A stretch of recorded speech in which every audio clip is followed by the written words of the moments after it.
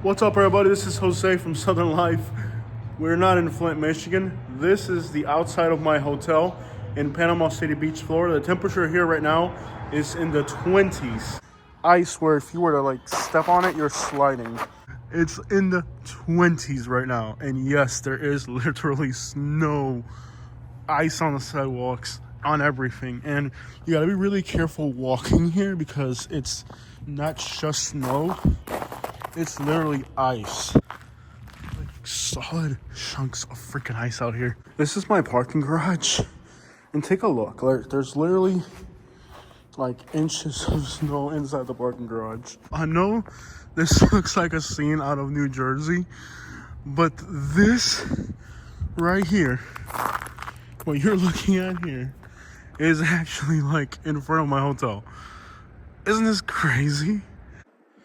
So it's a scene like out of New Jersey or something, but we really are in Florida right now. If you think it isn't cold enough already, between the buildings, you can feel the breeze of the Gulf of Mexico. I don't even know where somebody would begin to cross this because the sidewalk is a blob of ice. Ice, okay?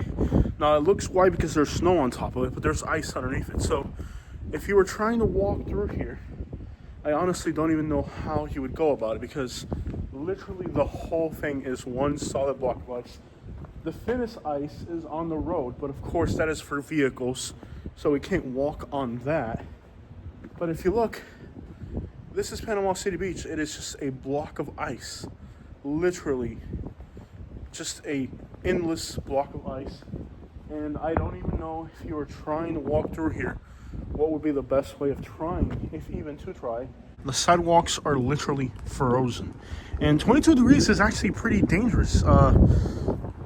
Last time I was in 22-degree weather, I must have been Chicago, Indianapolis, or let's see, Chicago, Indianapolis, or Grand Rapids, Michigan, one of the three.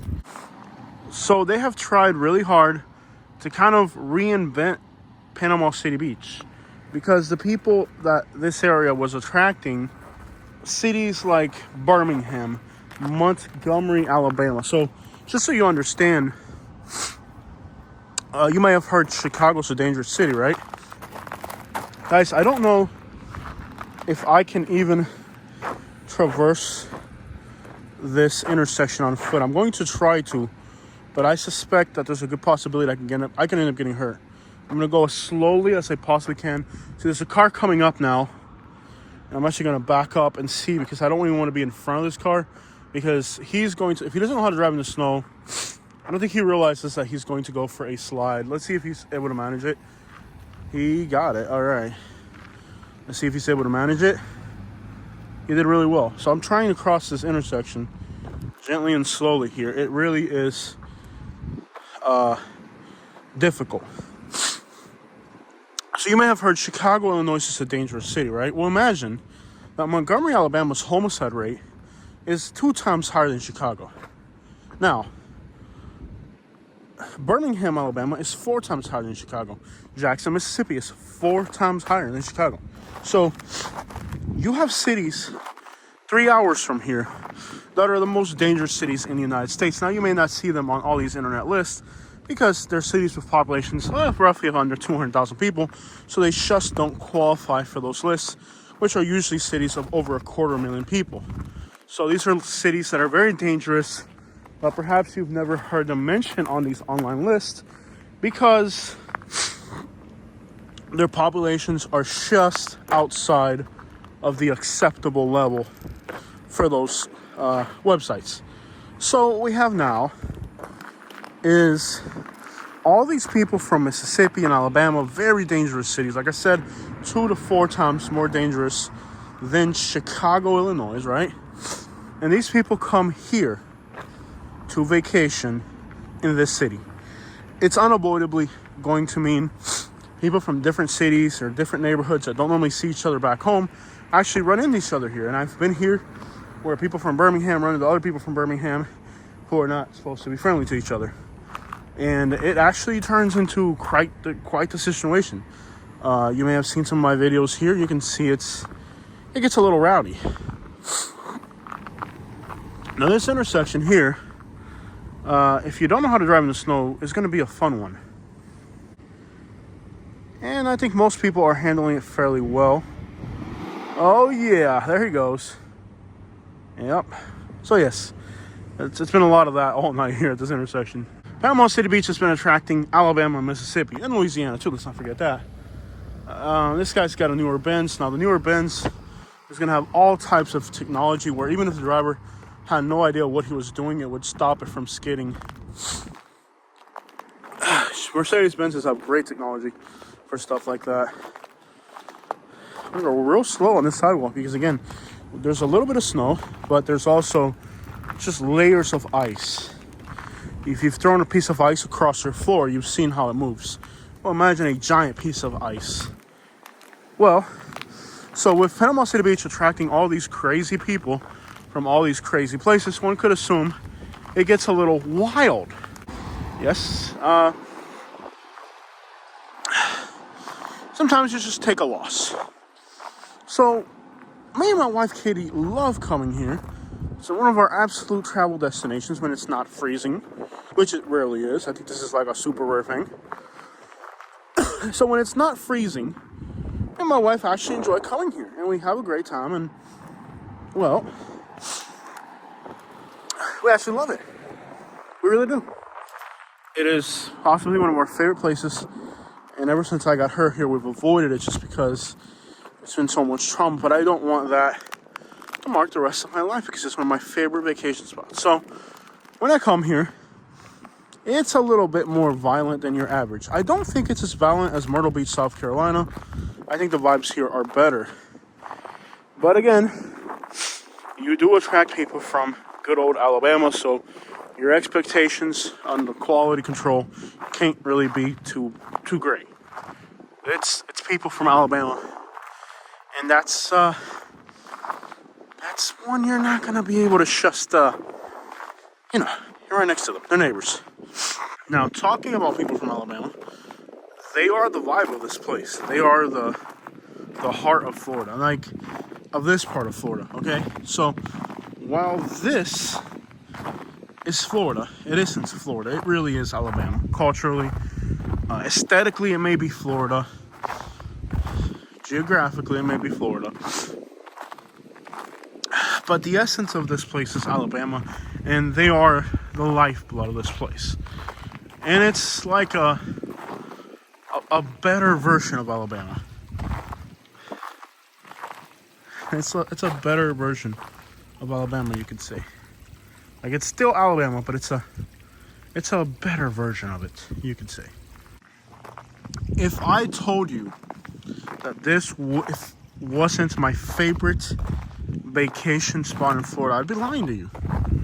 I mean, literally, if I had to pick between here and Miami for a vacation, I may most likely pick here, depending on what time of the year it is, of course. This time of the year in the winter, you're probably better off going to Miami. Notice how there's a culvert here, and it looks like it's kind of not where it's supposed to be. So that could be a little bit of I don't know if they did that on purpose or if that could be a liability issue there, but sorry guys, I'm trying to keep, my nose is really running. I'm not used to this type of cold weather. I'm actually going to walk on the road since there is nobody coming right now. But even walking on the road, this is what they call the black ice. Total ghost town out here. And even if it wasn't snowing this time of year, this is a ghost town. This area here, during this time of year, this part of Florida is slow. I love this place. If I told you I didn't love it, I'd be lying. See, Atlanta doesn't have beaches. New Orleans doesn't have beaches. And when it comes to American culture and music, neither does, let me be clear, neither does Memphis. And these are three very influential cities. I was just listening to some music from Brazil. I did a short for an artist called Japozinho, Brazilian. Now, I don't know how to define this guy's genre of music because honestly, it's a complete cluster crap of other genres. But if you listen carefully to the music that is currently coming out of Brazil, you may notice that it sounds very eerily similar to the sound of New Orleans. And I mean Manny Fresh. I mean those beats that are just sliced up in a weird way, where the timing of the beat has nothing to do with anything, but it still sounds good. That cut up, sliced up sound of Manny Fresh, Hot Boys. So you gotta keep in mind that when people that live in New Orleans, people that live in Memphis, people that live in Atlanta, go to the beach, they come here. And that is why I say whatever gets played here is going to get played literally, if not practically, globally. Because those cities are culturally very influential, whether you want to admit it or not. A lot of people say Nashville is culturally influential, and it is. But you know, when you talk about music in the United States, you talk about culture in the United States, the South, particularly African American, dictates culturally the sound of global music. For example, Japo Sing, random weird artist from Brazil. It's got some Soulja Boy. It's got some Manny Fresh. It's got some influences of, Brazilian funk. Brazilian funk may take a little bit of New Orleans bounce in a degree. Not saying that, Brazil knocks off the music of the United States, because Brazil has its own sound, its own music. What I'm saying is, these cities north of here, whatever those people are blasting in those cities gets played here. And when somebody from Birmingham, Atlanta, New Orleans, and let's not forget Dallas and Houston show up here too as well, okay? And they're blasting something, whatever's getting played here is gonna go big. It's weird how artists, I think, have slept on this city culturally, because this is the type of place I think they should be making music videos. Culturally, I think this city is really slept on. And you're talking to somebody who has been to every single hub of African American culture that exists in this country. There isn't a single hub of African American culture that this YouTuber hasn't been to. I've been to Compton. I've been to Port Arthur, Texas. I've lived in Alabama, so I've been to all Alabama cities. Atlanta, Houston, New York, been to the Bronx, been to Old Block in Chicago. I've been to all these places that are hubs of African American culture. This is low-key, I would describe this low-key as the Las Vegas of the East Coast, which really Nashville is the Las Vegas of the East Coast. But I still hold on to the notion that there's something about this place here, Panama City Beach, that makes it an iconic and significant culture hub that many people perhaps sleep on. I think it's an important cultural place. And I don't know if these changes of trying to make this a more tourist-friendly place are going to happen. I'll tell you why. Because despite the efforts, and they've been successful, of lowering, they've arrested people that are bad. They know what they're looking for. They have hundreds of video footages of how these events... Whoa! See, I'm telling you, gotta be careful walking on the side of this road here. The types of cars, the places they're from. I mean, I wouldn't doubt they pull up behind a car to see what part of this, you're from Birmingham?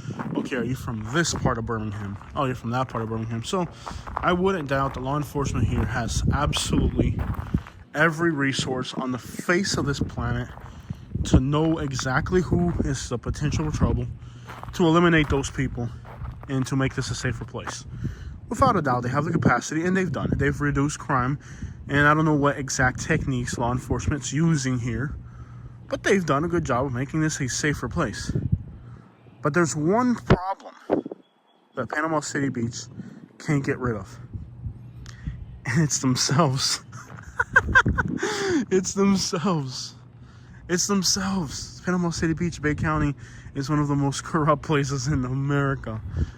The tourist industries. This is like a low-key Las Vegas. And we know Las Vegas. When I say Las Vegas is synonymous with mobbing. You think this place isn't synonymous with mobbing? This is one of the most corrupt places in America. This place right here is so corrupt. The locals that live here will tell you in the comment section. They'll agree with me. And if I were to make this claim about another city, a lot of locals would argue with me. They're not going to argue with me. The locals in the comment section right now are going to tell you he ain't lying. If you live in Panama City Beach, am I lying or not? Panama City Beach has become synonymous with mobbing. It's very corrupt here. It's extraordinarily corrupt because it doesn't seem like it matters how many people come or don't come from the South. They cannot get international tourists here. Latinos are all over Florida, and they haven't been able to establish communities here because of how dangerous these people are. Latino communities practically do not exist in this part of Florida. Imagine this. We are in Florida, and there are no Latino communities. There's no significant Latino communities here. The communities that move in eventually move out. You see somebody open a restaurant, eventually they leave. And they're not leaving because they can't keep the doors packed. They pack restaurants. It's the health inspectors come and they shut it down. Things happen in the background that we don't know about that make the businesses shut down. They have what's known as a show code. Good old boy system. If you're not in, you're out. What is happening on an international level with the United States, what's happening within the state of Florida on a political realm, should just give you an idea that these types of international tourists will never spend $1 here. And you know what's crazy? That's the way they want it.